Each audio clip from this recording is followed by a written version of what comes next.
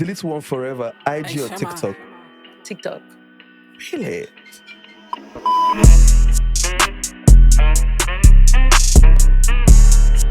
Hey guys, welcome to a brand new episode of Tea With Tay pod. You know, say the tea not hot, then it's not Tea With Tay pod. Guys, this tea go hot today because, you know, the guest that's on my couch, right? I've been looking forward to a conversation. I want to pick her brain. I want to know where is your mind at? I'm so interested. I'm so intrigued by all the things she does online, right? I would say that Port Harcourt has produced some of the most interesting personalities in my lifetime, but this particular personality is one of the toughest, one of the most interesting. Yeah, reality star, brand influencer, entrepreneur, Anita Natasha Akide is in the building. I bet clap.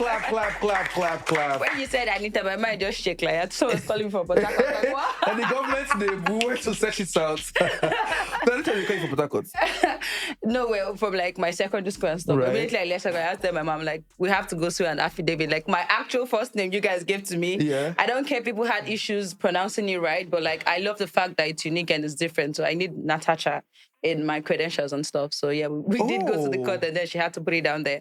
Because like at first they did give me Natasha because Natasha means someone born around Christmas and I want to say Christ-like babies because that's the meaning of Natasha. But my birthday is 23rd December. So it's like, it just blends. Mm-hmm. But then people had issues pronouncing Natasha. They would call me attachment, like just try to like make fun of the name. People, yes. So then they gave me Anita. So I just felt like Anita was like very basic and stuff. Yeah, like, very, you know what? Yeah. If I have something nicer than Anita, like why not you guys make that work? This episode is gonna be hot, it's gonna be hot. It's the hits. I thought Natasha was an Igbo name. Definitely not. How could Natasha be an Igbo name? I think it was Tacha, because it's spelled Tacha, like T-A-C-H. Yeah, but the full name is Natasha and like Tacha for short. Okay, so there's not the S. Not the variation is the one that has the C. Mine is with the C, but like most people be a Natasha. So it's like Natasha, Anastasia, all of them Tasha names. Like they all mean Christ-like babies, like kids born around Christmas and stuff. You think you're Christ-like?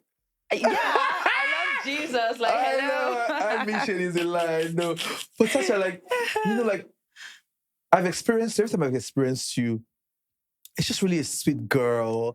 I don't know if this is a front that you give us, your industry friends, right? But I know, say, like, I watched the show, right? I'm just like, How do you imagine? When you're giving us a show, I also am very curious about the young girl that made this Natasha. I really want to know who you were like in secondary school, the dynamic between your parents and your siblings. Please walk me through that journey. Take me back to Port Harcourt, like where it all happened and where it started. Okay. So let me see. So growing up, definitely Port Harcourt did shape me into being like the hustler that I am right now. And definitely my mom. My mom was this serious hard worker. She used to be a seamstress. And like in her store where she would make clothes, she would like sell drinks, like sell recharge card. Like she just used to do a lot of things. So like with me growing up and seeing all these things, like it just felt very normal to me. Like as one person, you don't have to do one thing. You have to like pick up a couple of different things. So then she always fix her lashes, and when it falls, I'll pick you up, like get a glue and try fixing it on my eyes. Like I've always been that kid that just wanted to grow up faster than whatever my age was. So even being as a teenager, when I left secondary school, I had to get a job in a school where I was teaching kids, and my salary at the time was like 5,000 naira. But because I was looking grown, like they didn't, like nobody knew this was a kid. Like they all thought I was grown and stuff. And then finally, I got admission into university. And then let me see. Before I got admission into university, I loved makeup. So being able to teach at the school and getting paid, I would always save money to like buy some makeup stuff. But my mom was like a worker in church and she hated makeup so much. So every time I had makeup on, she would just wait for me to finish the makeup and then pack everything away and throw it away. So every Sunday, all my makeup stuff would go away and I would rebuy because I was working and then I had money. So she did it more than 6 times. Like no encounter, nobody shouting at anybody, but your makeup order will go missing after this Sunday. Because like I can't be a worker in church and then my kid is doing what doesn't make sense. Yeah, I know the church scene that back in the day, and you know in that end, it's like serious. very holier than thou. Like, how did you manage to navigate that space? Like, because I feel like you also were a strong personality even from a child. I can already tell that even as a child, you're very certain about who you were, who you are, and what you wanted. So, how were you able to deal with church people first of all, or even in like secondary school or your peers, like you probably always stood out from. Well, not really though. Like in secondary school, I struggled to be part of the, I don't know, like cool kids, like Right. in school at the Yeah. time. Because I think I said the school with like low cut or what. Like I Yeah. wasn't their definition of beautiful, Right. all that kind of stuff. So I just had a best friend, like just a girl like I Yeah. and her were cool. But we had like people that were like maybe very cool, like or like Yeah. maybe very smart or like very cute. Like they just had their 7 cute girls. When it girls. Yeah, 8 girls of high school, that kind of Yeah. stuff. So I wasn't really in any cool girl kind of stuff. I just had like a friend and stuff. So when I left high school and then I went to university, like my mom didn't want me to stay in school. She always have my dad drop me off, like that kind of stress. They'll drop me off in school, pick me up back. I'm like, what kind of university is this where I'm not staying in school? Oh, are you serious? Yeah, They were doing that for a whole year.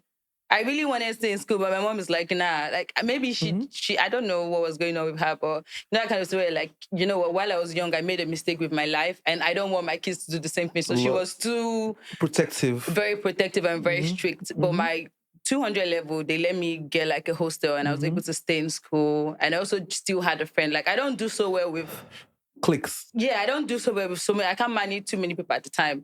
I don't want my gist to go to too many people. If I'm friends with you and I tell you something and you tell a third party, I'm like, why are you letting this mutual friend know? I'm not friends with this person.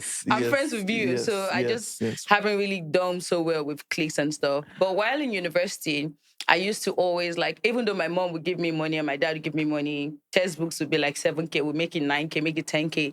Take school fees, money up, all that kind of stuff. I also still used to work. Like I'll get girls' hair done in school. I'll get their makeup. Hair? Yeah, like I used to do hair like till 2 a.m. at midnight. I'm getting someone's hair done. Like they'll even take the school generator off. We'll probably use like our phone light. I make sure I finish the hair just to get like some very tiny cash. I've always like been ahead of my game in terms of like just getting extra money and getting my own hair done. I would like use the mirror and get my own hair done, stuff like that. So I don't know, just always wanted to do more, probably because I did watch my mom do more. So it just felt normal to me until like I came to Lagos. I just thought like, wait, no, this normal life is not really normal like that. Like there are people that don't even know how to do anything at all, and that's just how their life is and stuff like that. Yeah. Do you know what? Something that stood out for me when you were talking about like secondary school and the it girls and everything.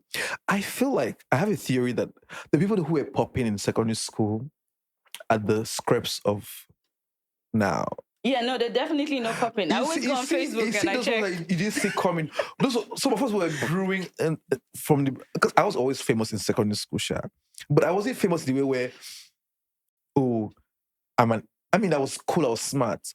But there were also some people who were the shits. Yeah, people that the teacher is teaching in class and they're like giving eyes to the teacher. Who bought me to do that? But then people that could do it. Yeah. I feel like there was just a crop of people like in secondary school. I feel like it happens to every secondary school that these ones look like that they're going to make it in life. This one looks like that, you know, have everything going on for you. So you as a teenager, you're trying to figure out yourself, you know, and you're like, oh, one day I'll be as cool as these people. It is those people like us that not eventually come out in real life and metamorphose into something that's like bigger, you know, because I feel like secondary school just blocks. I mean, you're still trying to figure out yourself, right? Those people that were so cool in my secondary school now, when I go to their Instagram, I'm like, Jesus, oh wow, he has a pot belly now. Oh wow, is this what she looks like? Oh my goodness, she's had to. Oh my goodness, 3 kids. So I feel like that evolvement always will come. Evolvement correct English, guys. It might be. Evolvement is correct English. Because I don't think I speak good English because I was like, no, that was sometimes we make the English, but that's good. But I like that, you know, the story that you're telling. And I think like it's very synonymous with women from the South. My granny was working. My mother's always worked. Like I feel like if I were to tell you who I got my work ethic from, it would not be any male figure in my... Yeah, it was women who showed up and did the work, women who raised their kids and sent them to school, you know. And I feel like that's what that influence rubbed off on you and, you know, it has helped you become Tacha that you are now, right? But let's dial it back a bit because I love stories of like people growing, right? So you went to Uniport, right? No, Ignatius Ajuru, IAUE. What school is that? Ignatius Ajuru University. It's different for Uniport. People outside of Port Harcourt City always think it's just Uniport. So there's Uniport, there's UST, then there's IAUE, and then there's a couple of others. Which one is River State University? That's USC. Right. Yeah. So Ignatius is like a private school, right? No, it's not. It's a state school, yeah? Burna Boy's mom, yes. So you guys are calling Burna Boy's mom, so I will be impressed. No, I'm just anyway, I'm impressed. That's if that woman went to that school, the story then it's was fine, even Tacha. that Burna Boy got admission there. I didn't want to go to the school. So is that school where is not usually not your first choice when you're writing jam, but then they give you admission, so like you have to go. What was your first choice, please? Wait, I went to school in Ghana initially, but I think I don't know, was it Uniport? I think it was. Was that your brother? No, that's my manager, but it was Uniport. But he's a PhD boy as well, so he has as much. So it was a guy from way back. Who? Your manager? Way back. Right. Okay. So there's Ignatius, there's RUST, and then there's Uniport. Oh my God, I'm so sorry to all the Ignatius Ajuru University students in the house. I didn't realize, but if you say Mama Bona weren't there. Yeah, she used to teach French back then. Oh, she used to teach in school. Oh. Yeah, she was a lecturer. Not like she was a student. No, she was a lecturer. I always wondered why she was so very well-spoken, very assertive, and the French, but it makes sense now. Mm-hmm. Oh, nice. Yeah. Okay. But tell me about life in Port Harcourt. What I was raised in Warri, right? I know what a typical lifestyle was there in Warri, but I wanted to know, what was your life like? Your typical lifestyle in Port Harcourt before BBN happened, before you moved here? What was it like? Let me see. It was great though. Back then, PCT was so great that I didn't want to leave. Even when I started popping on Instagram and people were like, "Oh, I know you moved to Lagos." I'm like, "What's happening in Lagos?" The great thing about social media is, from any location I'm at, whatever content I put up, people from the US can see it. Wherever location you're at, you can see it. But then after Big Brother, I understood why I needed to be in Lagos. Lagos is a lot cooler. Mm-hmm. But Port Harcourt is great as well. When I left uni and when I get a job, I wrote to a couple of schools, companies, but I wasn't just getting the job I wanted. So I'm like, you know what, I'm probably just going to get a makeup studio. So then I did get a makeup studio where I was teaching people how to do makeup, how to make wigs. I have those videos on my Facebook and stuff like that. So that's it. And then one time I came to the store. So basically it was a makeup studio, but then they did have a salon in it as well. So it was something as long as this. So I had my makeup studio here, and then from half to the other half was the salon. Yeah. So they had a TV. I didn't have no need to get a TV or whatnot. So whenever I come in there, there's a big TV screen and then Big Brother Naija is playing on the screen every time. So when I walk in, I just see TV and then there's people always talking about the show, all that kind of stuff. And I just came and I was like, you see this Big Brother Naija, I want to get in here and sign attendance. And everybody started laughing. I was like, yeah. I said, I'm not interested in winning. I just want to let it be in the history of a Big Brother Naija franchise. I went there, There was a Tacha kid on the show, but we were just laughing. And boom, that's literally where my interest began from. And then I called my manager at the time and we just started preparing towards it. We're like, okay, what do they need? Are you 21 already? I think I was 20 going on 21 or thereabout, because I needed to be at the right age. Mm-hmm. Plus, I also had this friend of mine that was so cute. She looks like Tiwa Savage. And every time I say, I'm always telling her, go for Big Brother Naija. She's like, I will go, da-da-da. When you advise somebody so much that you have to take the advice. Because I'm I don't even understand what you're doing at this point. Yeah. So I just take the advice. I'm like, I'm definitely going to do this. I had to travel to Abuja to get my international passport, because my passport at the time was bonds. Mm-hmm. I did a lot though. I went to Abuja. What was it called? The agent girl you know what? Just go back to Port Harcourt. I'll send it to you. It's gonna take 7 days. I said, no, don't worry, it's fine. I'll wait back. So I booked the hotel. I was in Abuja for 7 days waiting on this international passport. And when it came out, I picked it up. Then the next week was the Big Brother Naija auditions and stuff. And then I'm gonna come back to Big Brother Naija auditions. You know what's so interesting is when you're mentioning these things that you were doing, right? You've always been a hardworking girl. You've always been a girl that will go after what she wants. Right? Yeah, literally. Because I just remember that you also had the social media presence before I had 310,000 followers before Big Brother Naija at the time. It's true. Yeah. You know that sometimes we forget ourselves on this social media. That people have been working for a long time. Mm-hmm. You were also controversial before the Big Brother. You used to create a lot of videos. Yeah, shake my ass, all that kind of stuff. Shake your ass. Girl, I'm so proud to say, you don't like, even how shake your many ass people have anymore. You asses? made money and you stopped shaking your ass. Well, I still do sometimes, yeah. That's Tasha, you started making this I life. even launched an eyelashes brand at the time, and I was hawking it. Like literally, I'll have like I'll just go from store to store telling people about the lashes. Like I used to walk, not even take taxes, like walk. There was a time I moved. People that know Port Harcourt so well, from Iwafe to my tree, I literally walked to Ajip, like speaking to people about the lashes. Some people even got it on like loan, you know, that kind of stuff. Okay, when we sell, we're going to give you the money back. I did all of that kind of stuff. Like, but do you think that's era, that craziness, that gumption, that zeal to want to just fuck shit up? Sorry, guys, we swear on this podcast. was it the age or was just a personality thing? It definitely wasn't the age. Are you serious? I went to London all by myself, like no friends, no family, no nothing. And I was there for 4 months. It's always been you. Where do you think you get it from? My mom. No, definitely. That lady. She's a gangster. She made a lot of crazy things feel normal. Like I said, until I grew up and I just started seeing how other people operate. I'm like, oh, okay. Okay. So like I can understand. Like I give myself deadlines to do certain stuff, and like I have to literally hit the nail on the head. Most of the videos on my page, I literally shoot, edit, post them. Yeah. I'm gonna come to that because the level of outputs and that's a rest. When I don't sleep for 2 days, you don't know 3-4 videos. Honestly, like I go to people, I'm like, well, you posted just 6 times this month. That's so aggressive.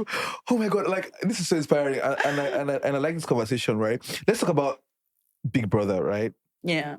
So you go to Abuja, you pick up your passports, right? Then you come, do you audition in Lagos or Abuja? Did you audition in Lagos? No, in Port Harcourt City. So you went back to... So Abuja was just to get my passport. I had no business in Lagos at the time. So then I come back to Port Harcourt City. And so where the auditions was holding at one of the biggest hotels in Port Harcourt called Presidential Hotel. And I'm like, you know what? I don't want to be far away from the audition. I have to lodge here. So I'm literally lodged. I'm literally lodged in the hotel with my manager. No sleep over the midnight. We're just practicing. Okay, ask me, Chris, what do you think in my act? What is your name? Okay, why do you think we should pick you to be on the show? Like, what do you bring to the table? All that kind of, like, we literally were practicing all night. And like... So was you lodged for Presidential? Yeah. That's, you're not really broke then, no? Eh? 3 million. So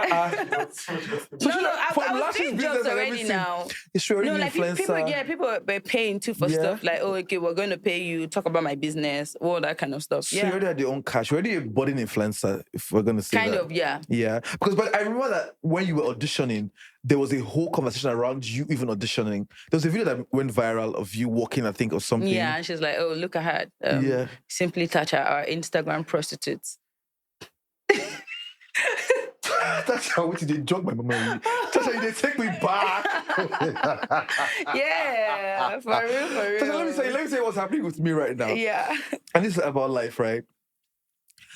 Your brand, I like your brand so much now that I can't even remember who you used to be. Because you were simply Tacha. Yes, there was a whole conversation around. How did you deal with those seasons where they were really coming for you?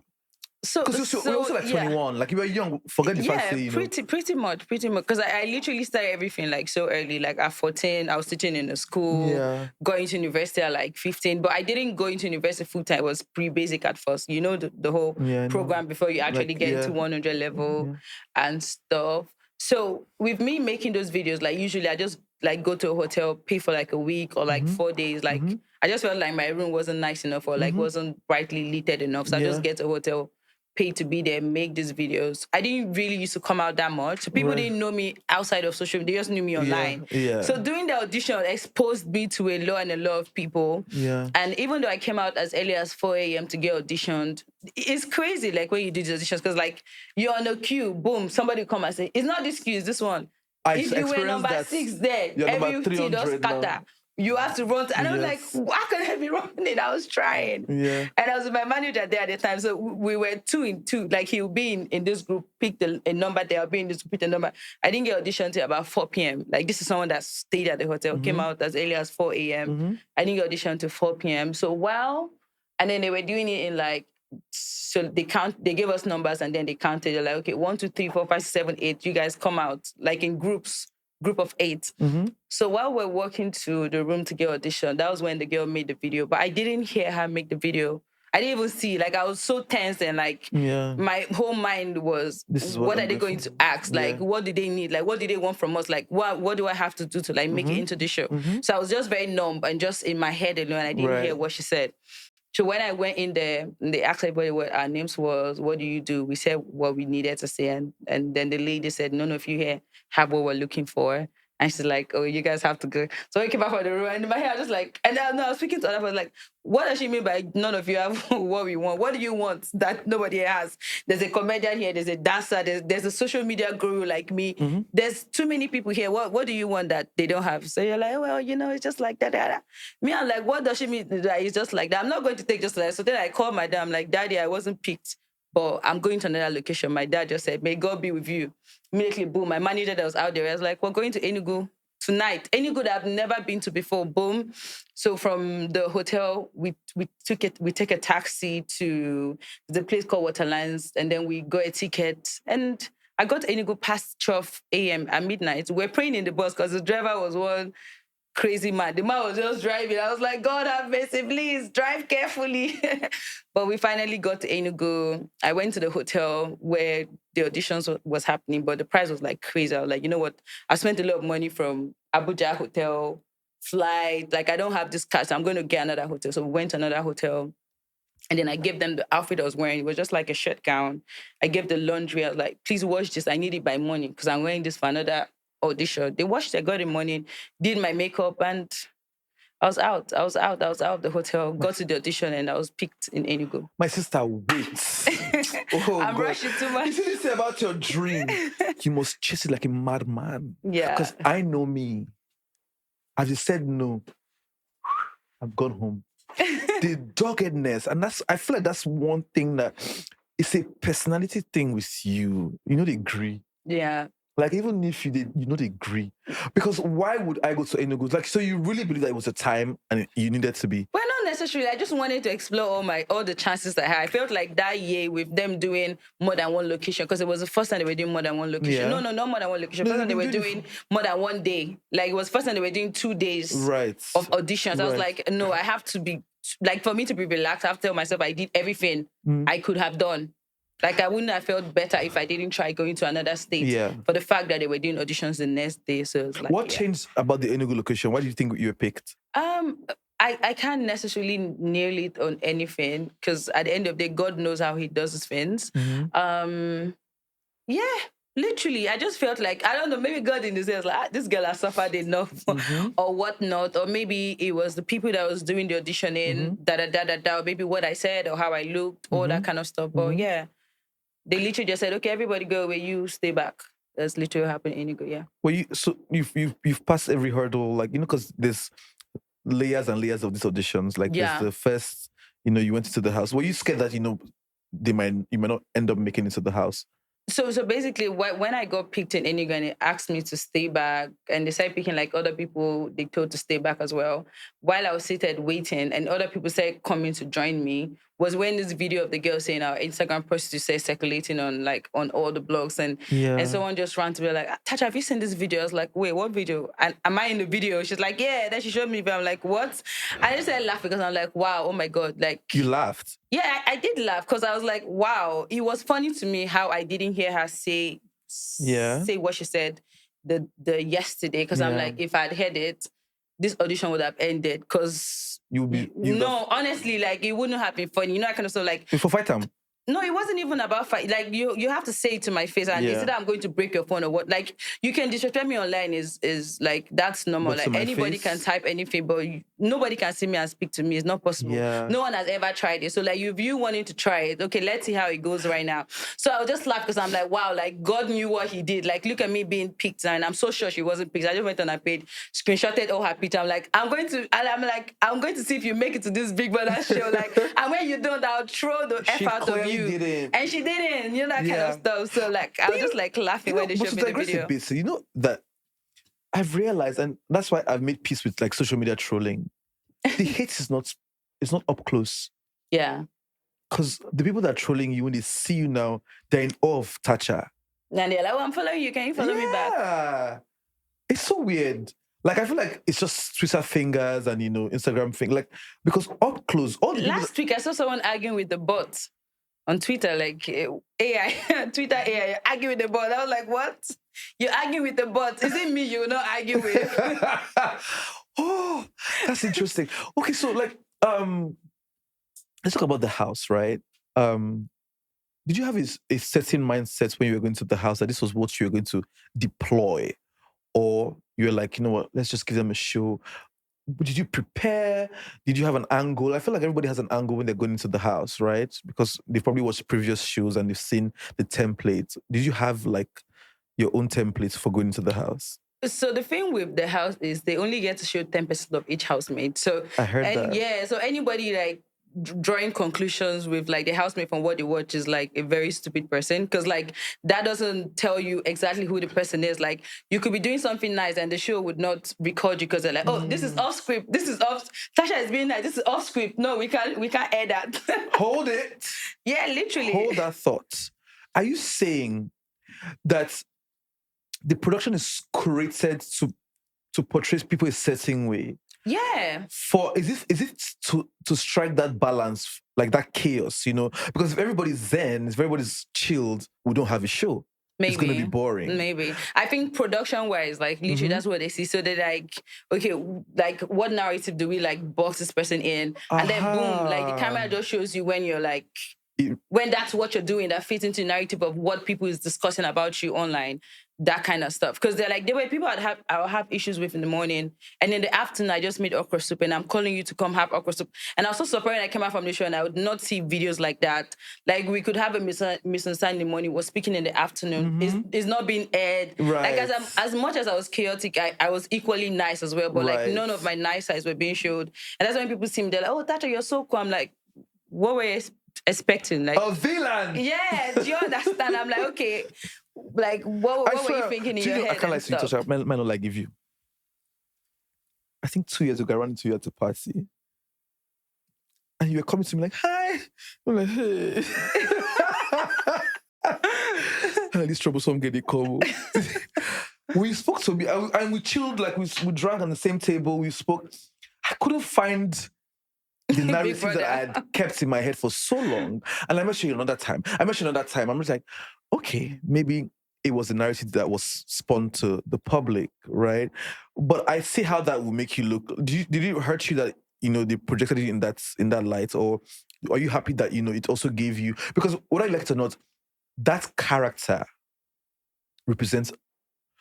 I have to be careful as I'm saying this, so Nigerian women don't think I'm coming for them, right?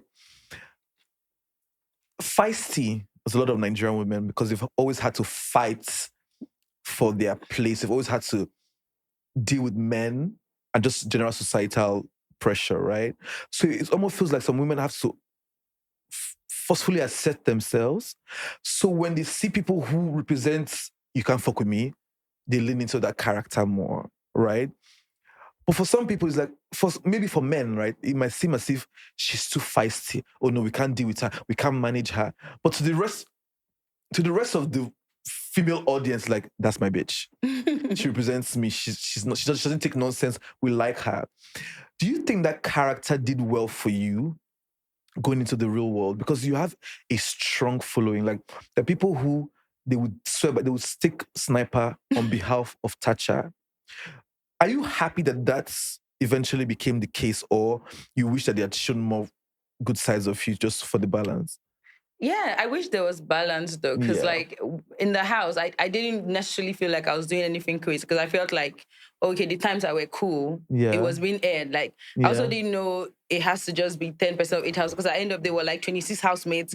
How do you think the camera can be on you 24/7? Like, it has to move and switch, all that kind of stuff. But at the end of the day, like, whatever was aired, I feel like right now, being out of the house for 6 years, like, people have had to know me for who I am. Like, you're not going to come online, you're like, oh, Tacha and one person is beefing. Like, I don't have any friends I've had issues with, or like a boyfriend I've had issues with. Like, all that kind of stuff that was easily being portrayed about me in the Big Brother house. Like, you can see no stories about that, like, on me. and it's been 6 years. So if I really was that kind of person that was being aired, obviously I suppose don't get back and forth with one best friend or like fight or literally do all of that kind of stuff. But like in real life, really, I like to mind my business. Like I'm always in my own space, or I won't come for you if you don't come for me. But at any point in time, I always stand for myself because I'm the first child. Like nobody was standing for me. I literally have to just do stuff for myself and by myself. Do you know I've just realized that this year scene is very true.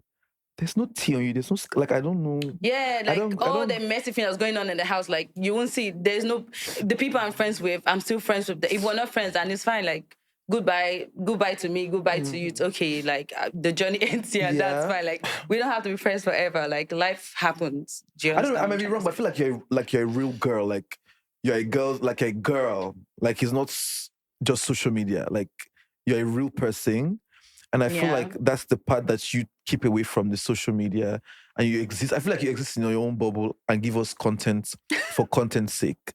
Like if you're ready to fight, let us fight on social media. We'll exchange words, then I'll go back to and sit with my friends. I'll be in London sipping tea, going to the store, and really living my regular life. Regular, that's the word. Yeah, just living a regular, chilled life. That's interesting. Mm-hmm. Okay, so I'm thinking about like post Big Brother, because I feel like we post Big Brother, I don't know if it was the branding campaign that you had, or you intentionally said that, you know what, this is what I'm going to be. Because when you first came out, there was a lot of brouhaha, there's a lot of drama around even you leaving and you getting disqualified. I was also worried that, you know, that maybe you had missed the opportunity that they gave you. I didn't know that it was going to be like the beginning of the career. Yeah, they missed the opportunity of having me as the winner. Well, but there's also something called the winner's curse. Do you think that that's a thing? I don't know, really. I feel like, you know what I mean by winner's curse. Yeah, but it really all boils down to individual difference. Like if you're a go-getter, if you're like, you know what, I would not be defined by anything called winner's curse. Like you literally can do it. I feel like the people who have like don't eventually get that money are inspired to work 10 times harder than the winner to prove themselves, and they eventually go on to become like big stars. And I'm saying people who left maybe second week or third week have gone on to become like big stars.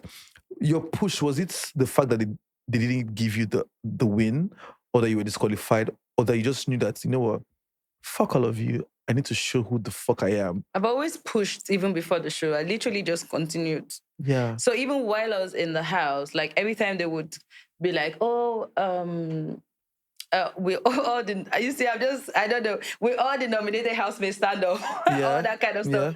And how I would wear a robe and how I would look very unbothered. What was going on in my head is, making it to the show, I am a winner already.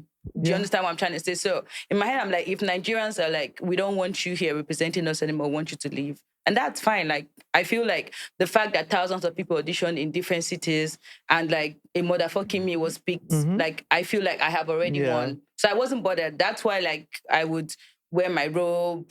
I wouldn't have makeup on because I wasn't stressed. I'm like, if I get evicted out, that's fine. I literally was put up for eviction 11 times out of 13. Like, nobody in the history of Big Brother has been evicted that amount of time. Oh, nominated that amount of time ever. But every time people put it, because they felt like, who is this person? What is she doing? I wasn't doing nothing. I just had the mindset of, if I get evicted right now, I'm a winner. Like, I've done something different in my life. I've done something different in my city. I've done something different in my lineage. Like, literally, like, I have to stay happy. Did you believe the number of fans that you gathered when you came out?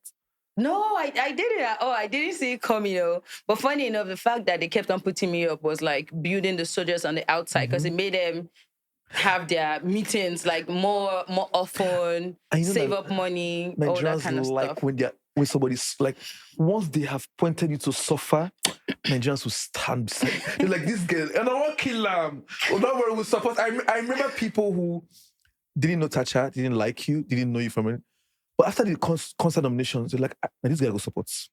They won't kill the girl. You understand? They hate the girl. This girl. So I had people who were buying recharge cards for people, like with filling their phones, right? Go and vote that girl. They won't kill the girl. What did the guy do? Hey, the guy stop my hair. It was so interesting how, like, you know, the human mind works. But so post the house, right? Are you saying that the backlash really didn't get to you, or you just came out and like, there's fist walk? Do you have any downtime where you're Yeah, like, the part I did have downtime though, and the part that got to me was when I did see the voting scale, like when they posted the votes and yeah, the percentages, like the yeah, people I was ahead of. That was what got to me, like, and it made me feel down because I'm like, oh my god, like I feel like I've just wasted people's energy, mm-hmm, time, money, and yeah, resources. So that mm-hmm, made me feel down. mm-hmm, But when I was evicted, I didn't really feel that because I'm like, it didn't make sense to me because at the end of the day, it's like I wouldn't have retaliated if my hair wasn't pulled. So why am I being punished for?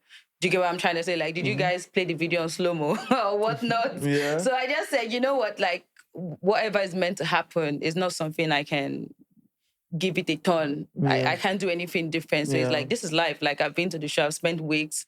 Like, I've done what I said I want to do, which is I mm-hmm, want to be in here and sign attendance. Even though my manager was like, no, the fuck, like what you saying? You're going in here to win. You have a more, like, you're more ahead. That's mm-hmm, what he said. Like, he mm-hmm, literally planted that in me. So me being in the house was like, I'm here to win. Like, I mm-hmm, know I can win, all that kind yeah, of stuff. And I felt like I was working towards it. And I yeah, felt like I also did have the fan base outside the show because, like, we had people voting, we had people meeting up. So when I came out from the house, I wasn't really feeling down until I did see the votes and seeing how much we voted, what mm-hmm, my percentage was. And then that mm-hmm, really made me feel, I was like, I feel mm-hmm. like I've disappointed a lot of people and all that kind of stuff. So I'm like, I'm so sorry. And I made a video apologizing to everyone and stuff like that. But besides that, like me on my own, I just felt like at the end of the day, life is life. Like it's not my show, it's not my father's show. So I'm not the one to make decisions. You guys wanted it to be a reality show. And for Temison, I want us to act. Mm-hmm. Maybe I for act. But you wanted it to be a reality show, and Right. reality I did give. Yeah. Okay, so fast forward to after the house, like you maintain like a healthy dynamic with your people. Maybe not so healthy, but the former housemates, you were Yeah. really. But it's one I recently saw that you and Messi had become friendly. Yeah. Yeah. Yeah. How long did that Yeah. take? Yeah. Yeah. Yeah. Yeah. So like Kim K. like when I saw that, I'm like, the girls are happy now. Because girls were artists before, right? Do you think that it was more the audience that pitched you guys against each other? Because I think it was I the feel like you show. guys are too. Because No, I think it was the show. It was, yeah, I feel like you guys are, well, go ahead. No, I've experienced Messi and I've experienced you, and I don't think you guys are real girls, right? Mm-hmm. So the fighting, the drama, I feel like it was the show, right? Yeah, I feel like it was the show. Like it definitely. I feel like they wanted the rivalry or whatnot. Mm-hmm. Like, and aside from the show, like I've always just had in my head that if there wasn't no show, like this is just a cool person that like you guys can be cool or whatnot. Like, yeah. And at the end of the day, like the show is calm, the show is gone. So like whatever has happened has happened. Do you get what I mean? Like we're the ones to now rewrite whatever we want to rewrite. Like either stay cool or just allow the show to keep projecting that kind of stuff. So yeah, we're cool. Okay. Mm-hmm. Sure. Yeah. Yeah. Okay. Let me move on from that. Okay. We're cool. We're even planning a party, but I don't want to spill too much tea because we don't have all the Tea With Tay. I details don't yet. understand. Oh, you guys, I gave you a lot of tea already, so please Okay, chill. so guys, Be on our pages and just find out. The baddies of BBN are planning a party. I'm curious about the direction for the brand after Big Brother. I'm so intrigued by it. I respect it so much because I also understand like building a brand and brand building. It's how the work ethic kept showing up in everything that you did after the house. Like I was thinking that you were going to go into acting. I don't think you did. I think you took social media influencing a little seriously. You got the radio job. Like it was just as if you started as a media personality away from Big Brother. Because you kept, and I was also worried. That's one of the things I'm always worried about with my friends who go to the house, right? Sustaining the fame after. But you were using work to sustain it.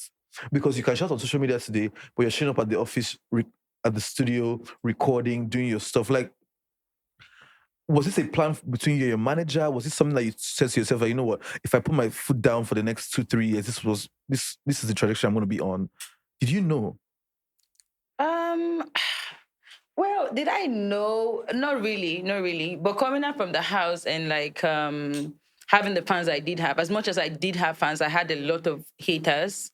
I had people that even like killed animals because I was evicted. I had celebrities that didn't like me. So it was a lot and a lot that was going on. So as much as I had people that loved me, I also had people that didn't like me. So at the end of the day, it's like, okay, let's see. Like, since you don't like me, but let's see. I'm definitely gonna stay in your faces, and I feel like I've worked towards that.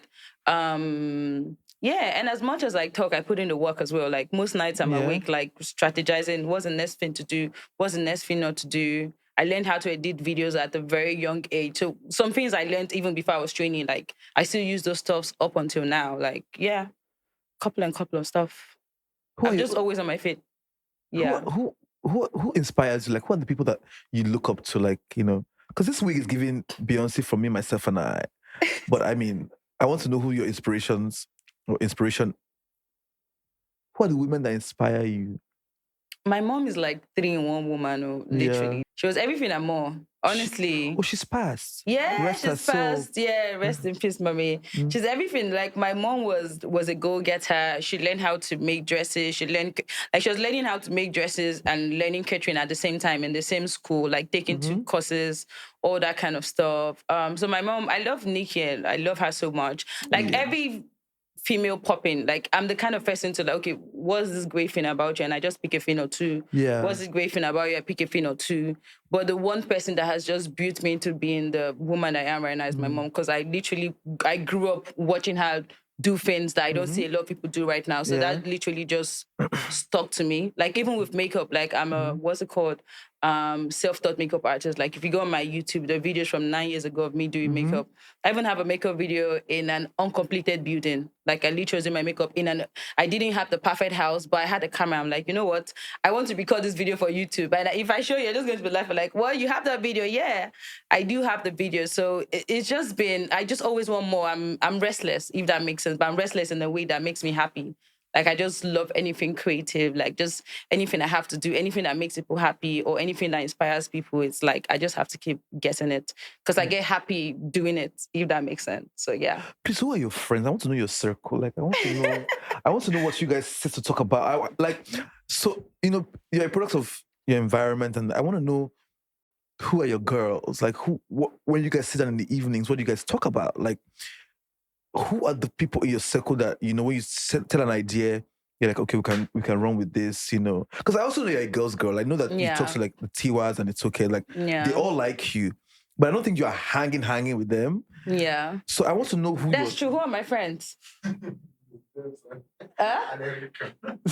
Miss Dem. No. Like who are the people I sit with? Who are my friends? I literally don't have that circle of friends. Yeah. I thought you'd be honest and you say, like I don't have that circle of friends, and it's not even with me because I love friendship. Like just like what you said, a girl's girl. Like I'm I know one time Davido and Tay was having issues, and I came online to like stand in for Tiwa. You think we just spoke last week, but we didn't. Like I'm the kind of person I want to carry somebody's matter. It just makes me feel okay. You could be insulting me. Yeah. I won't give you a reply, but if you insult a friend of mine, it's like, chill, let me sort this out for you. Don't stress yourself. Yeah. I'm that kind of person, but I don't really have a lot of friends. I feel like the more you grow, the more you like lose friends, the more like you get misunderstood. So even when you try to build friendship with people, at the end of the day, sometimes I feel like they look at you like, oh my God, you're growing so well and we're not growing. It's like, it's not my fault you're not growing. You're not trying to grow. Yeah, let's talk about that. Yeah, that's a very you're not trying to grow. Yeah, and then you feel bad that I'm growing. Like sometimes I want to help people around me. Sometimes I tell them, "Can you start a business? Like I could post it on my page. I could this is the way I can help you. I charge 5 million for a video. But I could post your video for free on my page, collaborate with you, like give you customers. Sometimes they don't want to do anything. Yeah. And then they find out that, oh my gosh, I've been friends with Tacha for 3 years and there's nothing going on with me. But it's not my fault that there's nothing going on with you. You've not tried to do anything with yourself and your life. And then that now makes me feel bad because at the end of the day, you're like, oh, this friendship is being one-sided. I feel like it's just one person growing. So it just hasn't really worked out for me, per se, when it comes to friendship. Even though I love friendship so much, but it's like nobody wants to grow. Yeah. Like they just want to chill. Do you get what I'm trying to say? Yeah, it is. And we don't talk about this enough. And I was watching Tyler Perry saying that, when the plane is going up, I think there's a way he put it, like the altitude, right? The higher it goes, the more people will follow. The higher you move up in life, the more people who cannot bear that altitude will fall off. So I don't think the problem is that didn't want to do stuff. I've also made peace with the fact that a lot of people will not have the same zeal and ambition as you. Because ambition is subjective, right? The Tacha Yeah. from Port Harcourt didn't see herself as a Port Harcourt housewife or a mother to or a wife to a government chairman or something. She saw herself as a star. So you trying to poke that person who only sees themselves on a certain level is you trying to rattle that nest. They're You're not going doing to too leave much. it. And sometimes it also makes the friendship feel like, we can't go past here because when I'm saying something, you're saying something else. Right? It's not beef, we like call it resentment. That those nuances that you feel like, we're not on the same level anymore, this thing, it comes after a while where you realize that I have moved on from this that we are doing. This, let's just sit down. Because I had friends before back in the day that we can gossip for 3 hours straight on. Like, there's so much tea. This tea with you we're talking like there's so much tea to talk about. Now I can't spend 20 minutes talking about anything else but my work, my life, maybe God, church. Like, the goalpost has changed. And unfortunately, some friends will have to fall off when the goalpost has changed, however painful it is, because sometimes it just drag you back. Because sometimes you have to now shrink, in my opinion, you have to now shrink to say, To I accommodate. still want you to see me as Anita. I'm not attached to the world, but you are still my girl and Anita. Sometimes bring yourself to be Anita is like, it takes away from Tacha, So yeah. Yeah. Honestly, because I try. We'll get problems. I really try, but it's like it just doesn't work. Like along the line, they just start. I don't know.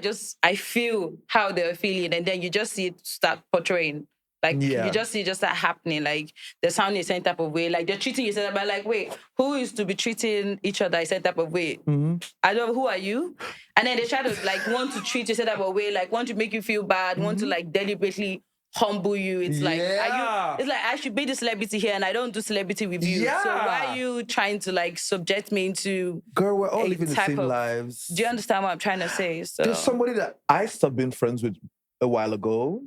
All this time I didn't know that he was competing with me. It was so crazy because I was existing, as Timmy San, but everything was so boogity. I was like, one day my friend called me because you don't know this person he competes with. I said, no, he cannot compete with me. He's my friend. He's my sister.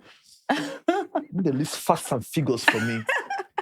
I say blood of Jesus. What is that Yoruba thing? They say the kokoro that's inside the F4. It's inside the F4. Help me. Kokoro sonje F4. You need to follow what? Like the kokoro inside the leaf, right? That right? It's the leaf. Ask the viewers. Right? It's in the leaf, right? Yeah. Because we're too close, right? Just some energies that, it's passive aggressive, that's the word. You just realize that I'm just kind of behavior with this, But you can't poke it because it's not really in your face, right? Yeah, it's not glaring. You have to look within and say, Or it has to be someone outside to look at it. Yeah, exactly. My friend clock him and say, "Tell me something." I'm like, "No, that's my friend. I would die if he's checking it." When the team played, I'm like, "Oh fuck, I could have called it," but it makes sense, yeah, right? But there are some people that you're friends with, and the people they are friends with don't like the fact you're friends with them. So they'll spoil the relationship they'll spoil you to that person. And the person doesn't have sense to tell that the other person is being this way because they don't like the fact that you're friends with this public figure. And then you just make it make sense into you. And then boom, you just spoil a relationship with that person. If you took gossip person, give me a goodie. You get easy go take gossip person, give me I know trust you. We could do the gossip. Because why? There's one thing where you express a concern about this person's behavior. But if you're constantly coming to me about this person and you're friends with that person, if you're constantly coming to me with dissatisfaction about this person, I'm like, okay, by now you should have moved on or something could have, we can't keep coming to me telling me they did this is how they are, but you're still there. Yeah, it's actually because it means that you're going to somebody else to tell them my own flaws. And that's why I understand you and friendships. With me, I think I'm love and light, but I also don't know how to give myself to too many people because I also don't like my business being out there. I also try to still I feel like the things that I've told my friends, if you come out, I know saying that you talk because I came to you. I mean, I have so many allies and friends that we hang out, but I don't think that I'm out there dropping my business with them like that, And So if I hear it, I know who it's coming from. yeah, so it keeps you safe. So you are out there, but you're not out there. Because I'm still looking for a scandal that was very personal, and I've not seen it since you came out of the house. Mm-hmm. Touche. You're doing a great job. So, let's talk about transitions. I'm very proud of the move that she made to the UK. It's something that I probably would have thought about back in the day, but I don't think I have the balls to do it. One day I wake up in the morning and I'm seeing Tacha, the new London influencer. I'm like, this is gonna what she do so. But you've constantly dropped content. You've got so another worry that influencers have is moving away. Would they forget me? But we've not forgotten that Tacha is an influencer. Like, you've showed up. I want to know how the idea came to you. Starts your own money. I'm like, you know what? Fuck all of you in this country. I'm moving abroad. How am I going to figure out my life? Don't worry, when I get there, I'll find it. I'll find a job. I'll find it. Like, I will figure it out. Like, that's where did you get the audacity to pack your bags? And it's not like you're not making money in this country. We know that the influencers be cashing out. We know that you are making money. But that decision, it's really, really very interesting to hear. I want to know what informed that decision. Yeah. I had someone ask me this question a couple of days ago. He's like, what made you want to move to the UK? Is it marriage? Is it money? Mm-hmm. Is it jobs? That's something he said. And I just said money. Like, no, it wasn't like money to be made in the UK, but like you just have some kind of cash that you just make decisions. You're like, okay, the kind of money I have can take me to the UK, So yeah. Okay. Yeah, literally. So it wasn't anything particularly. It was just the whole idea of, like I've said for everyone that's been watching this, I've just always wanted more.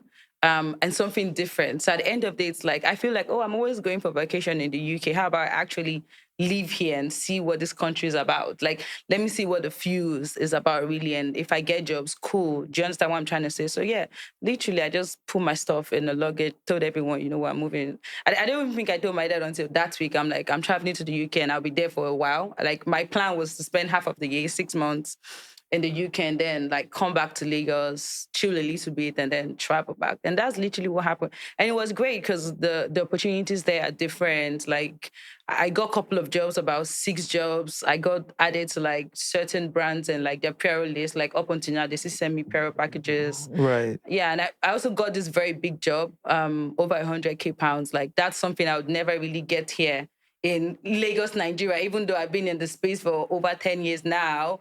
But yeah, I did get that job. I also didn't get it because they wanted to see my algorithm. What do you call the stuff where they get to, where the thingy on your Instagram where it shows algorithm, where it shows your country, like what the percentages is, like how many fans you have in the UK and Nigeria.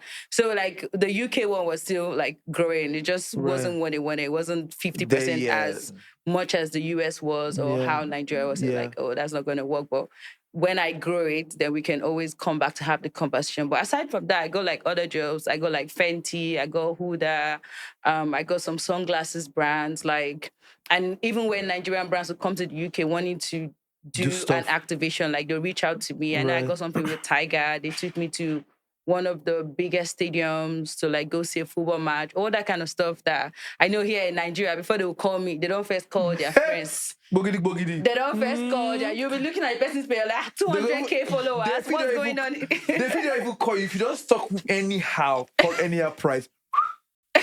Do you understand? You're like, are you putting calling the same price with 2019? There's 2025 now. What's going on here? So yes, and as much as lots and lots of great things happened, I also got to see the country for itself. Yeah. And I know I made a video one time where most people misunderstood, because for me, like when it comes to that, there are people that just want to be dumb and like they don't want to have sense when it comes to watching a Tacha video. They're like, you know what, I know this was not going to make sense, and they just stand by it. And literally, the video was about like telling people back here in Nigeria, because I know the stress Nigerians go through. I see somebody right now is in the process of selling his house or selling his car. Oh, I want to get COS. I want to travel to the UK. And it's like, this UK you're traveling to, there are people working, trying to find coins on the floor, trying to find money that somebody has thrown away. Like, do you understand? Like, it would never be that bad here in Nigeria. Nobody works hoping to see money on the floor. But I've seen it not once not thrice. I've seen people work and find money on the floor. Like I've seen people at like Sainsbury's, like Tesco, they're just lying down on the floor. They don't have money. You can't even, it's not like Nigeria where you can go and be, oh, Mama Ineka, give me something of 7,000. I'll pay you at the end of the month. You can't do that outside Nigeria. Like nobody helps you. Nobody really love you. It's like, it's a lot of things. I'm like, if you're doing okay here in Nigeria, don't try to. I say this all the time. Don't try to sell what you have going on here for you. Say you want to go to the UK, because trust me, the ones there are just, most people outside Nigeria are like, they don't want to be back home because at the end of the day, they're just scared. They're feeling like, oh my God, I'm going to feel embarrassed that I traveled to the UK and I didn't make it and then I came back. And they're cold and broke. And it's like, why are you going through this? I said, why are you going through this much stress when you can just be back here in Nigeria? So that's the thing. If you don't travel, if you're not there, you're not going to see all of these things. You don't understand that as much as we have love here and we share and spread love, it's not like that in the UK. Like someone will see you struggling. I had a friend tell me that she was 9 months pregnant and her neighbors will see her go to pick up food. They wouldn't even try to help her. That would not happen here. Yes, somebody optioning to want to help you immediately. The community will help you. Do you understand? But it's not the same thing out there, out of Nigeria and stuff. Tacha, etiquette with diaspora. Cold and broke. Is that what's happening in the UK? I refuse. I reject it for all of you in the UK. You guys will thrive. You'll be warm. I'm rich. I'm buoyant and rich. I beg. But I get you, Tacha. Let's even talk about the loneliness of moving abroad. That's one thing. But how it disrupts your regular life. The people here who works jobs that they could show up whatever they like. They had their own time. They had their family. They had kids. They have a nice house here. But I mean, I feel like what we go for is the system. Our system is really broken. And I feel like, some people just want a semblance of balance. Like, are we going to work? Yes. Does the city work? Yes. So because a lot of us work hard here too, and nothing is working for us. We're providing everything for ourselves, from power to security to everything, right?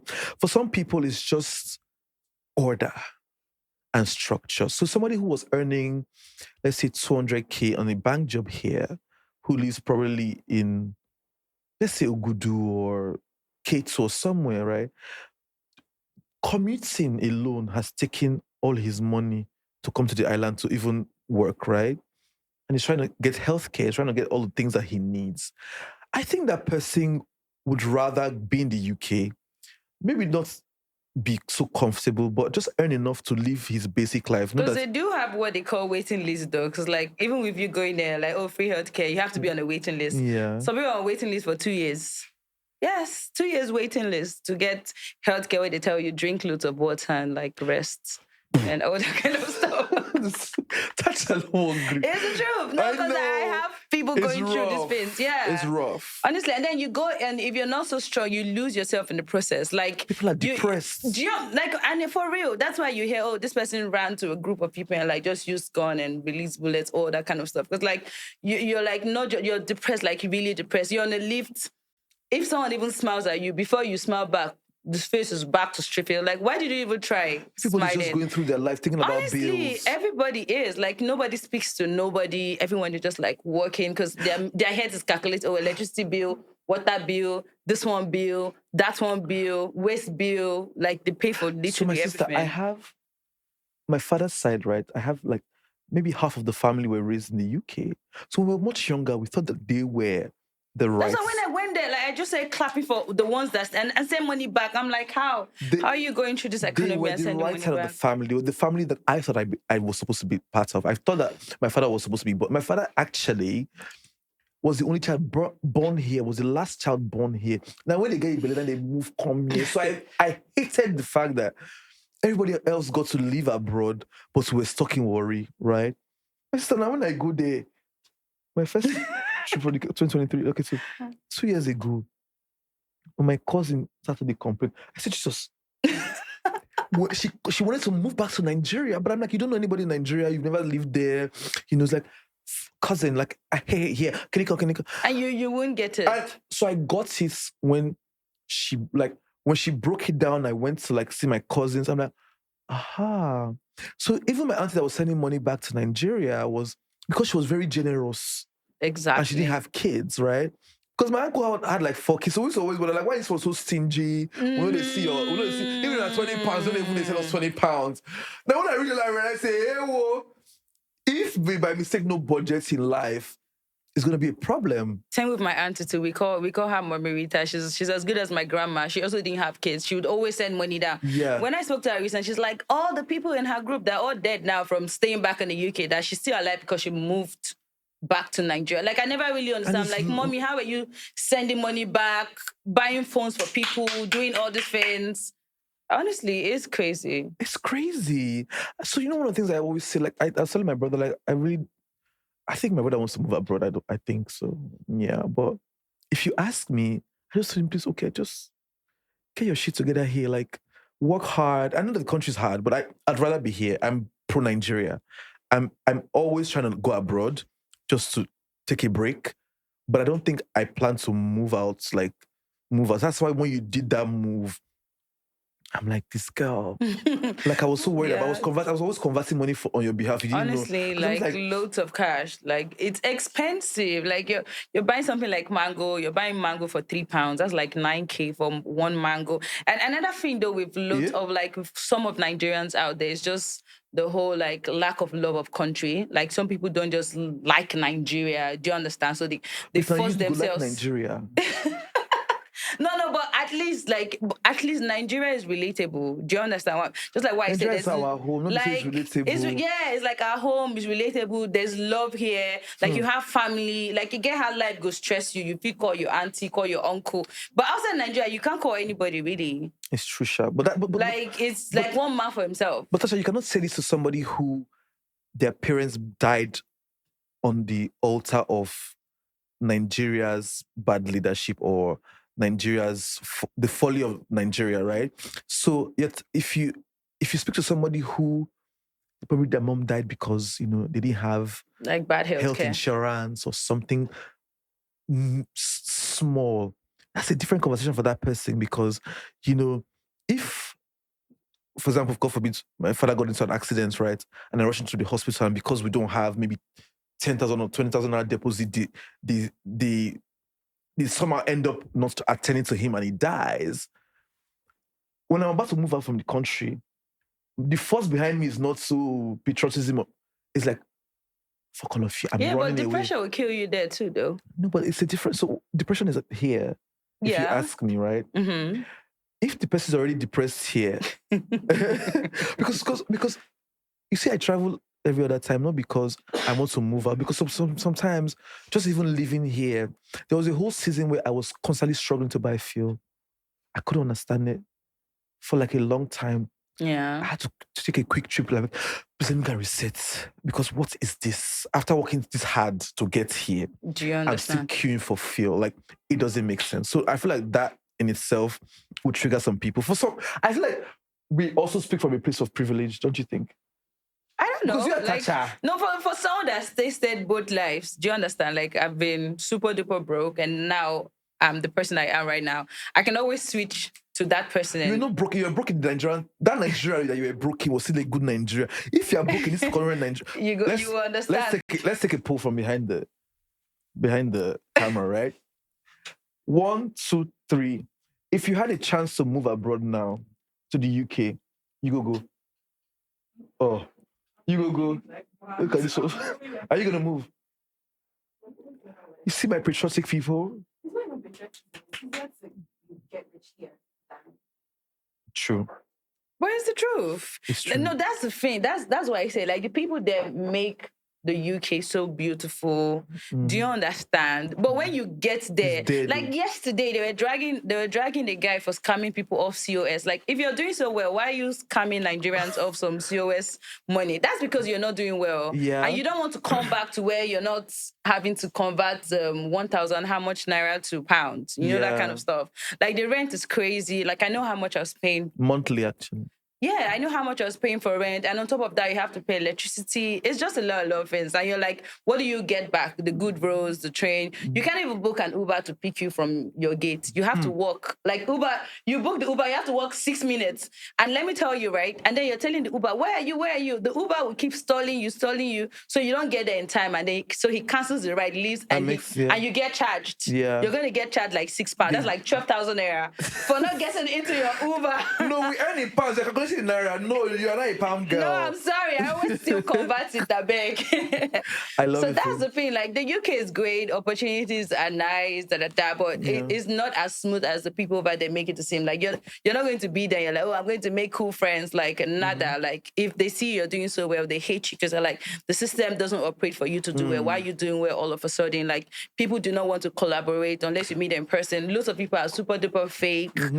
And like I said, they're cold and broke. Like, I have to say, because like even people I was doing better than would see you just because they do have an accent and they automatically feel like they're better. I'm like, sorry, you guys are not living here. You need to come to Lagos and see people living. See how I live. Do you understand what I'm trying to say? When you enter, beg, maybe they should say you said you know small. Do you get? What was that vehicle?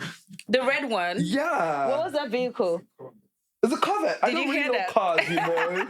But I love that aesthetic. Do you get? Yeah. No, literally, I'm like, nah, you people really have to see, because you just wait there. You think everybody's staying in their parents' house because you live in your parents' house. Every time I've experienced racism abroad, and it's from the most basic wipe. With a synthetic wig, I have to put that out there. I can never forget in Paris, the hotel I was staying. Them they show you shake in Paris. Me, they steal my 2 luggage in Paris. There's thieves. Oh God, I don't know if they'll give me French visa. I'm just saying, like, they steal a lot there. They steal. They do more than they steal in Lagos, Nigeria, and they make it seem like Nigeria is the worst country ever. They steal a lot in but Paris. They stole luggage. How do you steal luggage? Even London. Like, at one time I was working and this woman came to me literally crying. She's like, they just stole her phone. She just bought a new one. She even bought something around her neck to hold the one she buy. She was like, her children's pictures behind the phone. They stole it. She's trying to get a taxi. How can she and she was like in tears. Her nose was filled up. Her eyes. I just like really felt pity for her because they don't, because the person stealing is hungry as well. You can't be with your phone. Like you're like this. Like, you're just suffering. You have to walk the train station. 25 minutes walk to the train station. And to get all of those things back, you will suffer. You will lose weight. It's crazy there. Like, it's nice though. Like, if you do have family, like someone else to like run along with, but just being all grown and you're like, you know what, this is a place I want to be in. You're really gonna. It will take a lot for you to. But with all of get this, into the system and get. You're not moving back anytime soon, are you? Back to Nigeria. Yeah. I'm definitely gonna keep shuffling, like Lagos, the UK, Dubai, like also try other cities too and see. Okay, so like you're about to be like a global citizen, you're not about to be like stuck in Lagos. Nah, definitely not. Nah. Yeah. Yeah, but Dubai was great though. Like, Dubai. Did you go to Dubai? Yeah, and I spent a whole month though, like 5 weeks in Dubai. No, 2 months. I don't be keeping up. Like, when did you go to Dubai? About 2 years ago.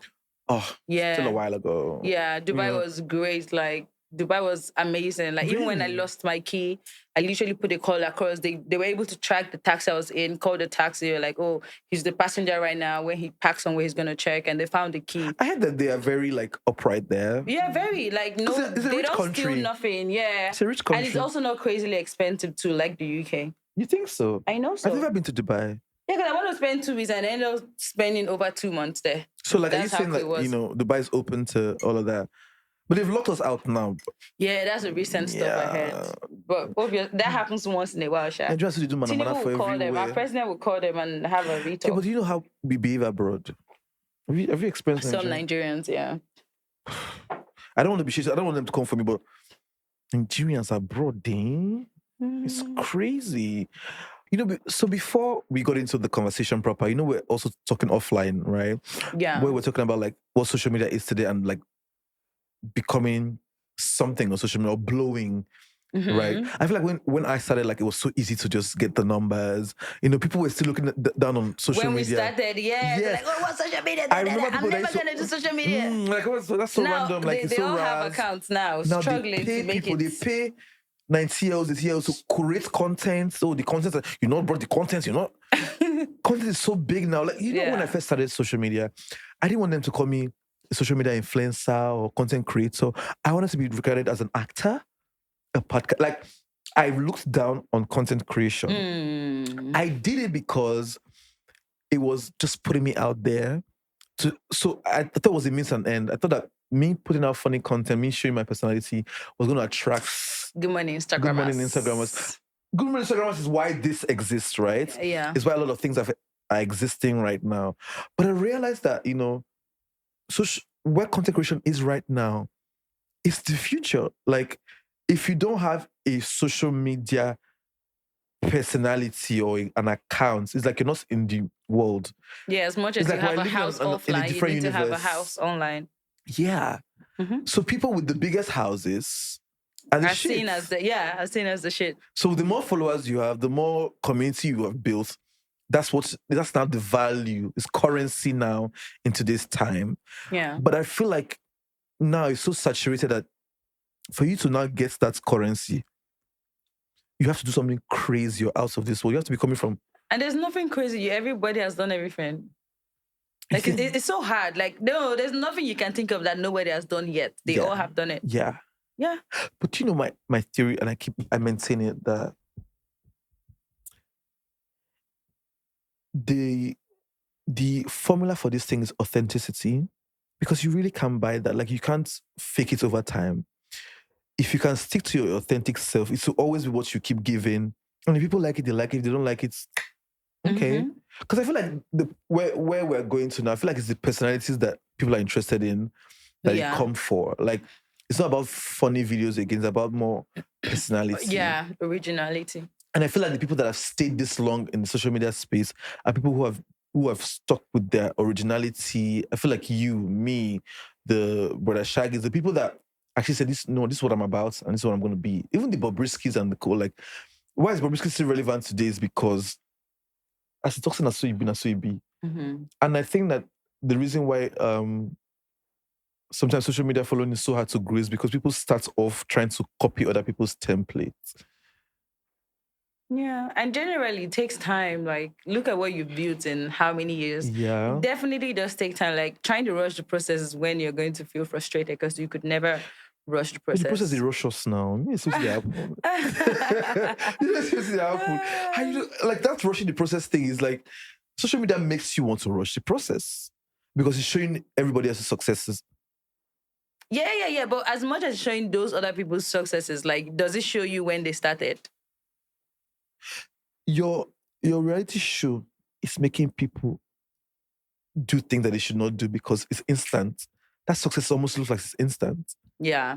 But it's the same template as saying, like, like with the authenticity, right? See how long it took you to now solidify the brand years after.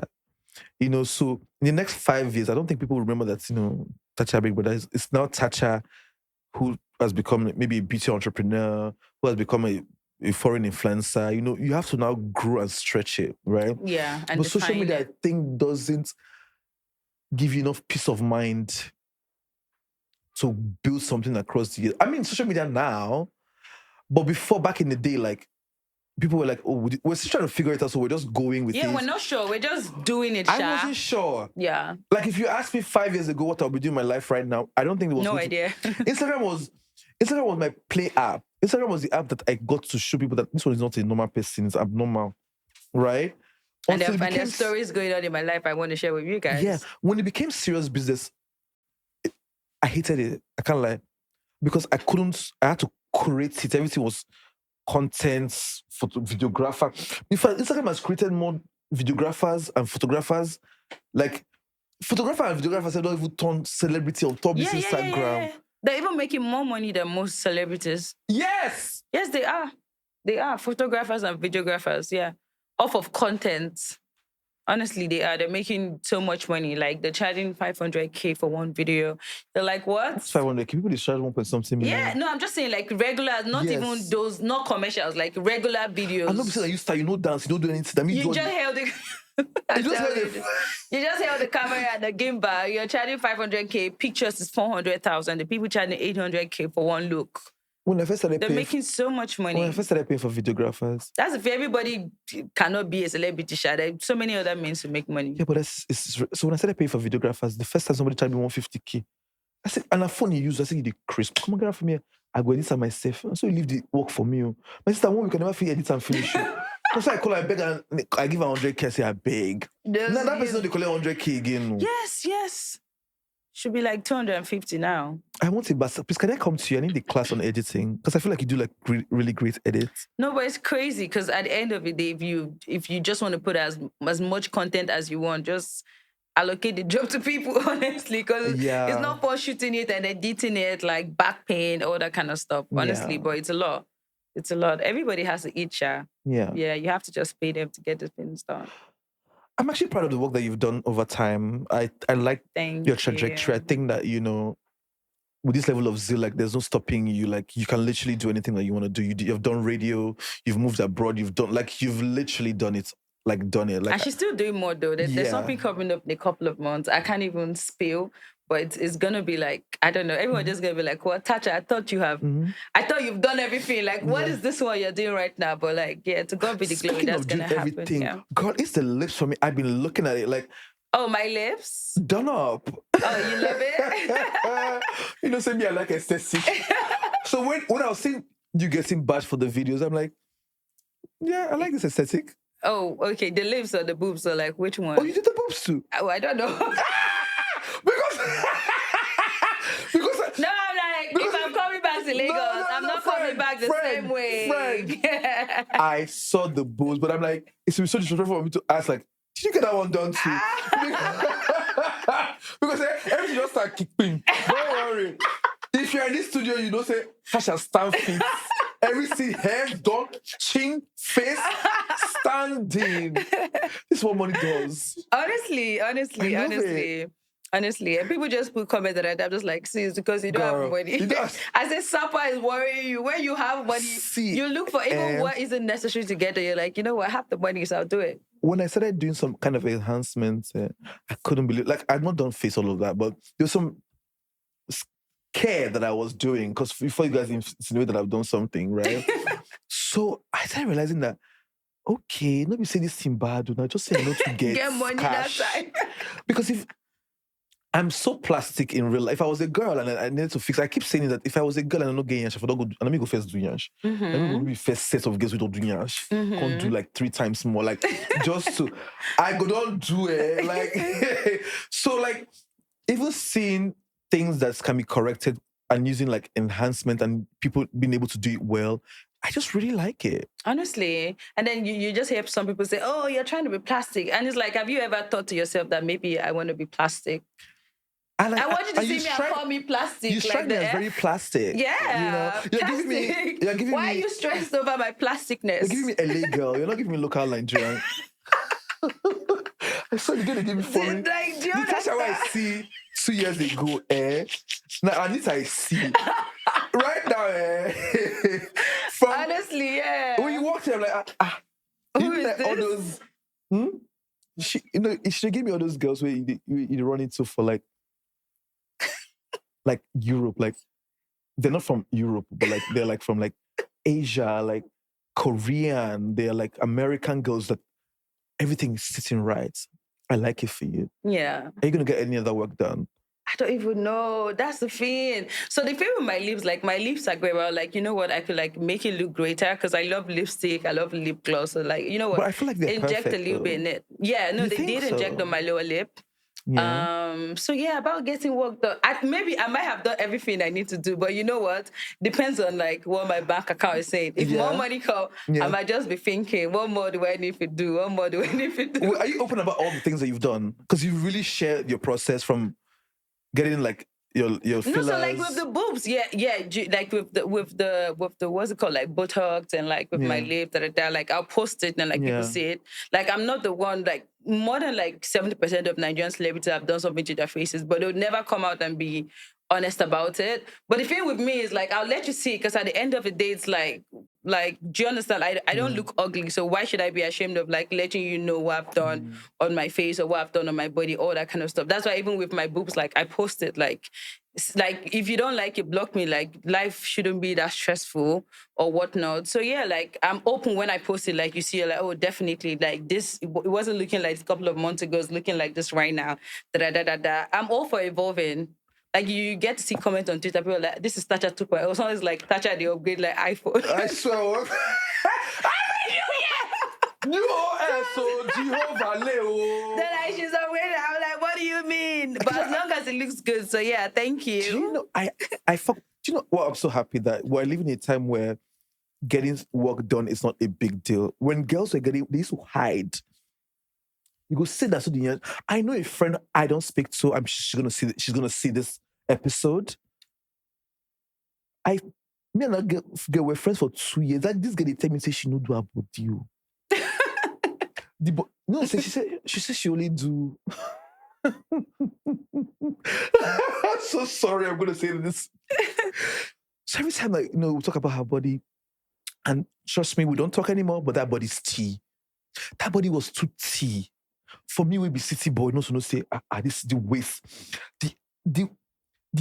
The light put out, So she kept saying that this her body has always been. All she did was a tummy tuck. That the boss was not touched.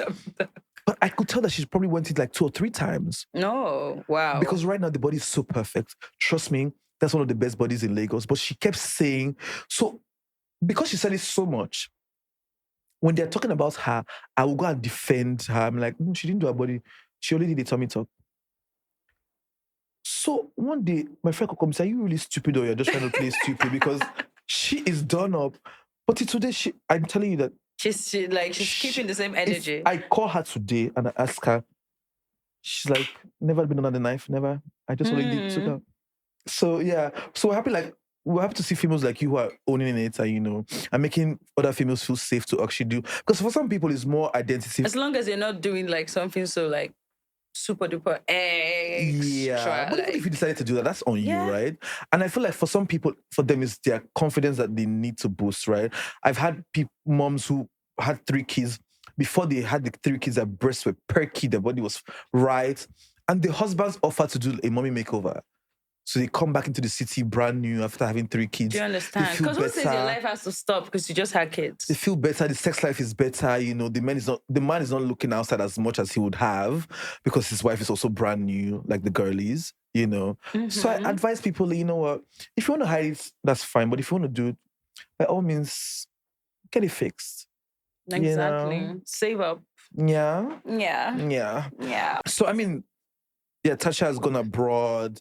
Tacha has done a lot of good work with like influencing. What's next for Tacha? Are you gonna do movies? Because I've not seen any movie. I have done a couple, but the thing with production, sometimes it takes like 3 years. Yeah. And I've done like some 3-penny movie that isn't out yet. That never came out. Yeah. I don't even know if it's never came out or they're still working on it or whatnot. Yeah, but I have done a couple. I really have done a couple. Yeah. So we're expecting like for them to bring it out and stuff. What is this thing they're planning with in a couple Messi? Oh no, so it's a party though, but we're not looking at doing it here in Nigeria. We're trying to do it outside Nigeria, but we're still working on it. The girls we flew out. Yeah. Everyone that come here, get visa for everyone. No, are you flying us out? No, we'll fly the influencers out. No. No, but you guys are about to say you can be there. Yeah. I will do 5 posts. 2 stories. 3 TikTok. Let's do influencer for you guys. Oh yeah, but that's not a bad thing. I feel like you guys are like baby girls that you guys will pull a crowd in maybe Europe, like a nice place. Yeah. Maybe Spain or like Portugal or Yeah, we're working on it though. Yeah. Yeah, we are. Yeah, please let me know about it. No, definitely. Anyway, Tacha. There's something I do have working on right now. It's a 30-day fitness challenge. So for people trying to lose weight, because there've been loads and loads of comments about Ozempic, Yeah, people just be like, oh, Ozempic. I'm like, what size was I that I would go take Ozempic? Like, do I want to go missing or whatnot? What? You didn't use Ozempic? No, definitely not. Like, I had friends reach out to me. No. You didn't? No, definitely. You didn't? No, I didn't. No, I didn't actually. Not even 1 month does it. No, not even 1 month does it. Like, not at all. Like, so if I did, I wouldn't even talk about it at all. Like, not even be in a situation where we're bringing it up or not even bringing it up. No, at all. Like, I've always been the person to like what I do. So that I'm super proud of it. Or I don't even talk about it. Also, it's not even a case of conversation or whatnot. But like, I didn't take Ozempic or like Monjaro or any of those kind of stuff. Like I seriously was dedicated to a gym. I got a fitness, what do they call the people? I got a fitness code like for a whole month. Like I'll go to the gym as early as 7 a.m. in the morning. If I'm not in the gym, I do have a treadmill in my balcony. I'll do the treadmill. I was doing intermittent fasting, like all that kind of stuff. I won't eat till about 12 p.m. I don't eat after 6 p.m. Like I was so dedicated for a whole freaking month that I could see myself like literally intermittent fasting works. Yeah, it does work though. Like even though you get tempted to like, I want to eat something, but if you stay dedicated, like definitely you're going to see yourself lose weight. Like it's simple. And sometimes people don't want to put in the work. They just want to, relax and say, oh, it's Ozempic. Even though they're broke as fuck to go get the Ozempic, it's like, why? Do you understand what I'm trying to say? Like, there's simpler, easier things that you can do that doesn't need you to go and pay millions of naira or like go and pay some serious thousands of cash. Because Ozempic isn't cheap. Do you understand what I'm trying to say? No, it's not. Yeah. But what's your problem with broke people? Like, can't they exist? Like, I don't understand. No, that's what I'm saying. It's like you've called out broke people like 2 times. And I keep saying, God, those are the ones that are not happy with you being rich. It's like do something about your situation. Do you understand? Like do something about your situation, and just maybe you just might get rich. Because I was broke at the point too, and I didn't love the fact that I was broke. So I did something to change my situation. I was hawking lashes. I had a whole makeup studio. Like I wasn't 21, but I was teaching people how to do makeup. Like if you see my makeup videos on, you're going to be like, who is this girl? Do you understand what I'm trying to say? But I changed my mindset. Yeah. Like I wasn't online badging people that were rich or like saying, "Oh, talking about who the fuck is you?" Yeah. I loved her. Like she inspired me at some point, or like she still inspires me. You know that kind of stuff. So it's like rather than just be online and hate on people that are doing better than you, how about you put in the work? Like work on yourself. Because if you're doing better, you'd never hate somebody doing good with their life. So I don't have a problem with you being, because like everything is a journey, like and a stage in life. Do you understand what I'm trying to say? Yeah. But like you deciding to change your situation is what is important, rather than bashing people that when you see in person, you can't even ask what the time is. I agree. I feel like it's just it's a mirror to themselves. Like, this is who you should be. And, but yeah, I get it. I have to work hard so I don't enter Tacha's broke list. So for people struggling to lose weight, there's a link in my bio that you can click. There's an ebook that has everything, like what to eat, what time to break your fast, what time to go to the gym. Because some people don't know going to the gym in the morning like boosts your metabolism more than going to the gym in the night, right, when you've eaten everything all through the day. So they're just like certain things that you have to do that I promise you're definitely going to lose at least 8 to 10 kg in a whole month if you stay dedicated. Not like you eating about 8 p.m. in the night and then you want to get a slimmer waist or all that kind of stuff. Like, that is not going to work. Do you understand? But once you're ready to put in the work, like read this ebook, stay dedicated, definitely you're going to see changes. Plus, there's you're also going to have an opportunity to speak to me one-on-one, a Zoom call meeting where you tell me what your issues are, what your current weight is, what you're struggling with. So you consult? As well, yes. Just the whole fact that lots of people think, oh, it was Ozempic or it was this or was that. Like, just to use actual people to prove to them that, you know what, if you put in the work, 30 days, you're going to see a difference in your body, in your life, in your headspace and all that kind of stuff. These are some of... Take a look at this. Can you see this? Can you see this girl that Sapa wanted to... Who is this? It's like, that's me. Like, that's an old makeup video. If you slide, I have a group of like, oh my... Best stop. Yeah. I mean, you have to give them this video. Yeah, I will. I'll give you guys. Who be this? I bet come out. Oh my God. Yeah. She's so yeah, this one. Yeah. She's so. Rihanna. Yeah. Oh God, I thank you for my girl. Honestly. God is so good, so creative, so brilliant.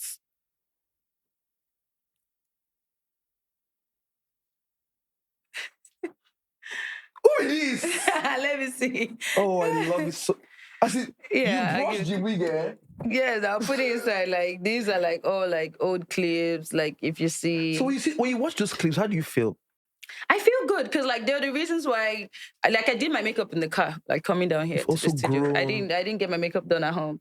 So like, see, these are like all old clips. Oh like, my goodness. See, these are like. I've always done like makeup videos like from way back. So when people see me do makeup now, they think, oh, it's just something she's starting now. No, like I've done this like 12 years ago, 15 years. Sorry, hon. Sorry, hon. So like these are like old clips. Like if you keep sliding, you're gonna see like more than 20 videos. Who said they don't wait for stop it from blowing. You're always going to blow. I feel like you should also try and inspire like the young. I mean, you already inspired them, but like there should be nostalgia, directed effort at inspiring like young girls, because these videos, they even made me say, see the camera. Hey. So when did you learn the makeup? YouTube? Yeah, YouTube. So amazing. Well done. Thank you. Well done. Thank you. As in, I celebrate your growth. Thank I you. don't want to clap for Tacha, big. Because if you see those videos, you'll be like, who is this person? She looks so different. Yeah. And I feel like the young Tacha will be so proud of the girl that you've become, because you've really just become a woman. You know, you're more assertive. You're like... This is the uncompleted building I told you about. This is it. Which person else? See lashes. So I remember you and your lashes. You should have it. Do you have a lash line now? Yes, I still do. Yeah. Yeah. I think you should relaunch it or something. Like, you were always a lash girl. Who is this? See the earring.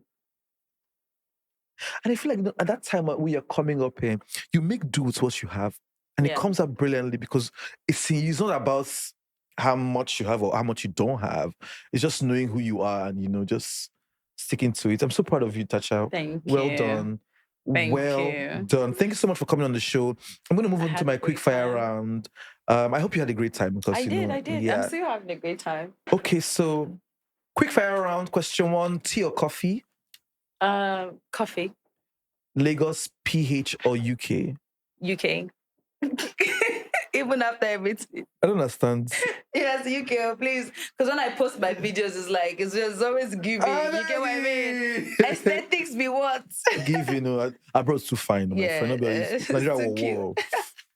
Sorry. One fashion item you can't live without? Fashion item I can't. A wig? Yeah. Yeah. I like this hair. Thank you. It's giving me, myself, and I. And that one. Now one. Okay. Go to hype song before stepping out. A New Body by Nicki Minaj. Her. Yeah.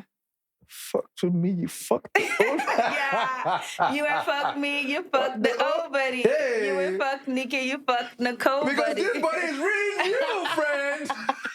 Yeah. So it'll be chaotic. Okay, delete one forever, IG or TikTok? TikTok. I thought you loved TikTok. I do love TikTok, but Instagram has always been there. Instagram always have my heart. That's what really gave me my career. So I'm not even trying to like TikTok more. Heels or sneakers? Heels. Yeah. Morning person or night owl? Night owl. Honestly, at 3 a.m., I'm still puffing like it's 3 p.m. Your pet peeve?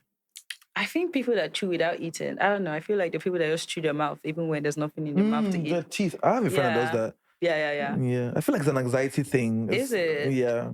Or like they're just used to it. I don't know. They grind their teeth. Mm-hmm. No, that's annoying. Yeah. Ew. Craziest DM you've ever received? Craziest what? DM you've ever received? Oh my God. I get a lot of crazy DMs. So like, what would the craziest DM be? Maybe Tacha, I want to change your life or something like that. And then I'm going through your page. And your life isn't changed. How are you trying to change someone else's life? I think that's crazy. You don't have the TP. Okay, so what's one thing that people would never guess about you? That I'm actually sweet. Yeah, they would never guess that about me. Yeah, and they don't know that about me. And I love it that way. It's fine. Like, yeah, so you don't get messed with. She's sweet. I mean, maybe she's just what she's showing us, but I wish she was. She's a little sweet. Okay, your favorite show or movie? I love Love Island. Yeah, it's a great show. Okay. Mm-hmm. You're stuck on a desert island. What are the 3 things you're taking? So my phone. They might have to connect network somehow. Yeah. What else do I need? Lip gloss. The wig and sunscreen. Oh, sunscreen. I was gonna say the wig, but I mean. So I don't stay on. Yeah. This question is not on the menu, right? But are you and Zlatan good now? Yeah, we're good. We've been good since like 4 years ago. So we used to stay in the same estate. What's it called? What's the estate called? I don't know. but Chevron. Do you know what Chevy View? Yeah. Yeah. So like we met one time and then we spoke. So yeah, we're good. He apologized and we're good. I think he's a very nice guy as well. Is he? Okay. It's chilled. I think that you okay, goodbye. I'm not looking for the tea on this one, but okay. Well, thank you so much for coming. I wish you the best. Can't wait to see you in the UK when I come around. Thank you, Tay. Definitely. Okay, thank you so much for Tacha. Please end the show. I actually want you to end the show. Look at the camera and end the show. Hey, you guys, Wagwan, it's a girl Tacha, and we've just concluded a great episode with Tea With Tay. It was amazing. Like going to the country, I'm like, you know what, Tay, we definitely need to do this because every time your clues make it out, it's just always giving chill, relaxed, cozy. So I hope you guys enjoyed this as much as we did enjoy recording this. So drop a comment if you love this. Make sure you subscribe. And I love you guys. See you in our next episode. Mwah. Yeah.